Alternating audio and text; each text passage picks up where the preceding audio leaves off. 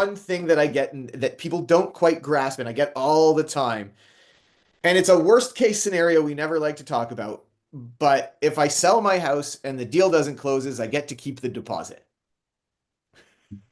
So yes, there's, So al- that there's, al- there's always a misconception that if a transaction's not completed per seller, the purchasers don't close or refuse to close, that the deposit is automatically given or provided to that seller.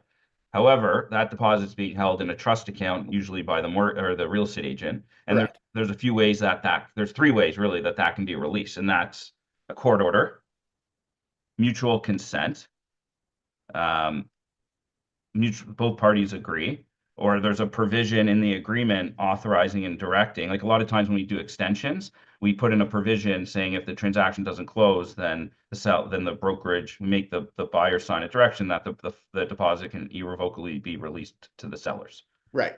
But really, it's not so simple as just releasing the deposit to the seller if the buyer doesn't close. Right. And correct me if I'm wrong. Once, if there is that, the deposit is there to remediate damages to the seller, not just there for the seller's taking. Well, it's there for the seller's taking, then you can sue for damages. So, Right. So if you have a damage, yeah, if you have $100,000 deposit, let's say, and you resell the property for 50,000 less, and you have $10,000 of extra carrying costs, does the seller get the full 100,000? yes, they would. Yeah. Yeah, and Okay. be released. Right. Okay. So it doesn't just automatically go, but it's there to cover the damages. Yeah, but it's also if you sell it for more, you're entitled to it as well. Yeah. Yeah.